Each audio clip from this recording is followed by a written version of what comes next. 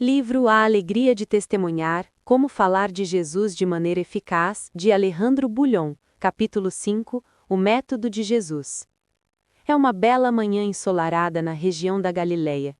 João Batista e 2 de seus discípulos caminham ao longo de trilhas poeirentas no terreno escarpado. De repente, João avista Jesus. Ele para, ali mesmo, e o aponta para os seus companheiros. Os evangelhos dizem o que aconteceu. Quando viu Jesus passando, disse: "Vejam, é o Cordeiro de Deus." João enaltece a Jesus. E o que ocorre a seguir? O verso 37 nos diz: ouvindo-o dizer isso, os 2 discípulos seguiram Jesus. Esse ato prepara o cenário para aquilo que podemos esperar ver toda vez que Jesus é exaltado. O próprio Jesus disse a mesma coisa. Mas eu, quando for levantado da terra, atrairei todos a mim. João 12, 32. Quando Jesus é exaltado, perante a humanidade, poucos conseguem resistir. Existe algo no Mestre da Galileia que, de modo impressionante, atrai pessoas e derrete corações. Sua presença geralmente inviabiliza discussões e objeções. Perante Jesus, homens e mulheres têm pouca escolha além de cair a seus pés e aceitá-lo como Salvador. Foi isso que aconteceu com aqueles 2 discípulos de João. Seguiram Jesus e permaneceram com ele. Naquele momento, nasceram de novo no reino de Deus. Vejamos o que Ellen White diz acerca daqueles que nascem no reino de Deus. Todo verdadeiro discípulo nasce no reino de Deus como missionário. Aquele que bebe da água viva faz-se fonte de vida. O depositário torna-se doador. O desejado de todas as nações, página 195. Missionário é aquele que cumpre a missão de apontar Jesus a outros. Tendo uma vez descoberto o amor da sua vida, você não mais consegue permanecer em silêncio, precisa partilhar sua descoberta com outros. Cumprir a missão não significa fazer proselitismo. Não se trata de furtar ovelhas de uma denominação a fim de colocá-las em outro redil. De modo algum, é uma questão de fazer com que as pessoas mudem de filiação religiosa. Se trata de mudar vidas. Estar na igreja é consequência natural de ter feito uma mudança de vida. Pessoas que não tinham ideia do sentido da existência, que iam dormir chorando, inquietas e vazias, entram em contato com Jesus e sua vida muda. Elas simplesmente não mais conseguem ficar em silêncio, precisam sair por aí e contar o que lhes aconteceu. Essa é uma compulsão nascida do amor, uma motivação que brota de uma perspectiva totalmente nova da vida. Foi isso que ocorreu aos discípulos de João. A Bíblia nos diz como André reagiu. André, irmão de Simão Pedro, era um dos 2 que tinham ouvido o que João dissera e que haviam seguido Jesus. O primeiro que ele encontrou foi Simão, seu irmão, e lhe disse: "Achamos o Messias, isto é, o Cristo." João 1, 40, 41. André achou primeiramente a Pedro. O verbo-chave aqui é achar. Geralmente, para achar algo, você precisa estar à sua procura. Fique alerta, porém. O Espírito Santo pode simplesmente guiá-lo a uma pessoa que você não estava procurando. André saiu deliberadamente em busca de Pedro. O entusiasmo de descobrir o Messias foi tão grande que ele não conseguiu guardá-lo para si e correu para achar alguém a quem levar a Jesus. Dificilmente deve ter pensado 2 vezes sobre a pessoa a quem devia contar primeiro, seu próprio irmão, Pedro. Eles eram muito próximos, além de serem parceiros na empresa pesqueira da família. É muito mais fácil acreditar em alguém que você conhece do que em um estranho. Por isso é quase sempre difícil alcançar aqueles que não conhecemos. O Evangelho diz de que modo Deus queria evangelizar o mundo. Caso houvesse sido executado o propósito divino de transmitir ao mundo a mensagem da misericórdia, Cristo já teria vindo à terra e os santos teriam recebido as boas-vindas na cidade de Deus. Testemunhos para a Igreja, volume 6, página 450. Qual foi o primeiro passo de André em sua obra de evangelismo? Ele não saiu procurando uma pessoa totalmente desconhecida. Não bateu à porta de estranhos. Procurou seu irmão, com quem trabalhava dia após dia, e lhe disse: achamos o Messias, isto é, o Cristo. Qual foi o resultado de falar sobre Jesus com alguém que ele já conhecia? Naquele momento, Pedro saiu com André para ver o Senhor. A missão dos cristãos é testemunhar de Jesus. É o Salvador que lhes toca o íntimo e produz sua conversão. Mesmo assim, deve haver um André consciente de sua missão, que conheça a Pedro, faça contato com ele e o leve para ver Jesus. Note como Ellen White explica o plano do céu para o evangelismo. Em sua sabedoria, o Senhor põe os que estão à procura da verdade em contato com seus semelhantes que a conhecem. A humanidade se torna um instrumento por meio da qual o Evangelho exerce seu poder transformador. Atos dos Apóstolos, página 134. O texto bíblico relata o que aconteceu quando André levou Pedro a Jesus. Então André levou seu irmão a Jesus. Jesus olhou para Simão e disse: Você é Simão, filho de João, mas de agora em diante o seu nome será Cefas. João 1, 42. Nesse verso, o Senhor descreve o passado, o presente e o futuro de Pedro. Esse encontro com Jesus mudou a vida dele. No dia seguinte, Jesus decidiu partir para a Galileia. Quando encontrou Filipe, disse-lhe: Siga-me. Filipe, como André e Pedro, era da cidade de Betsaida. Betsaida era apenas um vilarejo.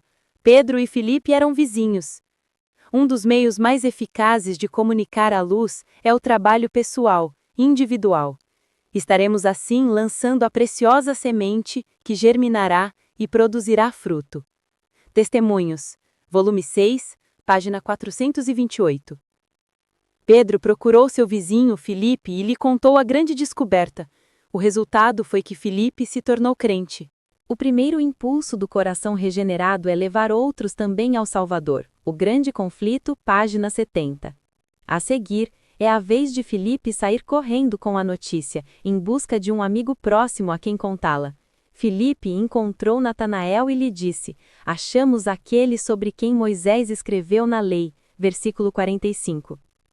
Ellen White descreve o encontro entre os dois amigos e destaca a amizade e convivência espiritual.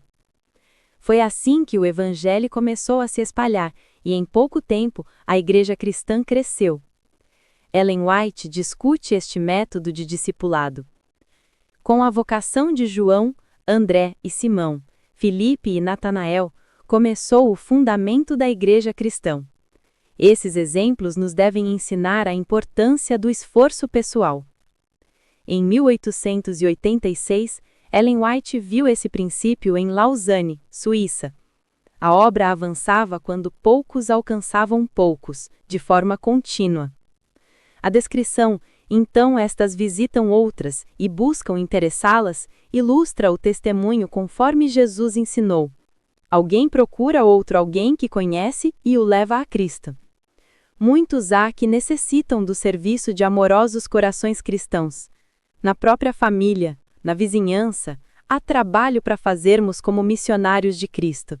Mal está uma pessoa convertida, nasce dentro dela o desejo de tornar conhecido o quão precioso amigo encontrou em Jesus. O grande desejo, página 141.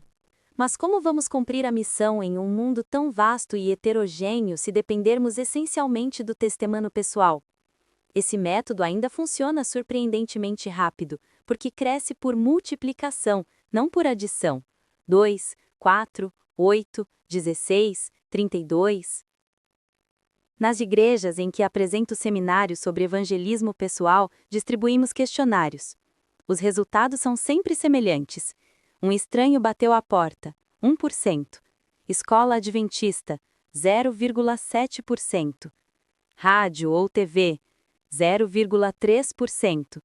Literatura encontrada sem contato pessoal, 1,9%. Série evangelística por propaganda, 0,6%. Nascido em lar adventista, 29,1%. Testemunho de amigo, parente, vizinho, colega, 66,4%. Esses dados não diminuem o valor de outros ministérios, mostram que eles funcionam como apoio à obra pessoal. Antes de subir ao céu, Jesus destacou: serão minhas testemunhas. Todo cristão pode iniciar uma corrente de testemunho que cresce exponencialmente. Raiou uma luz. Que luz! A glória de Deus refletida na vida dos discípulos. Temos que sair e proclamar a bondade de Deus. Temos revelado o caráter de nosso Senhor por preceito e exemplo? O mundo já teria sido evangelizado se tivéssemos seguido o plano mestre de Jesus. Na noite seguinte, o mesmo homem voltou à reunião. Desta vez, não estava embriagado. Na noite seguinte e na noite depois dessa, ele continuou aparecendo. Quando a série de reuniões chegou ao fim, o ex-bêbado havia acompanhado as lições bíblicas com lucidez e entregado o coração a Jesus. Sua vida foi totalmente mudada. Em lugar de um coração de pedra, Jesus tinha lhe dado um coração de carne. Depois, ele procurou sua esposa e família. Suplicou-lhes perdão por toda a desgraça que lhes havia causado.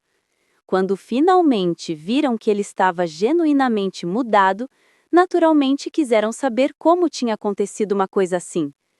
Afinal, o que aconteceu para que você agora esteja tão diferente? Perguntaram. Venham comigo e vejam o que aconteceu, respondeu ele. Então, uma noite pouco depois disso, ele levou a esposa e os filhos à igreja. Eles começaram a frequentá-la regularmente, e quando houve outro apelo, a família toda foi para diante do altar. No fim das reuniões, todos foram batizados. Hoje, são uma família muito feliz. Um dos filhos acabou indo para um colégio adventista a fim de preparar-se para o ministério.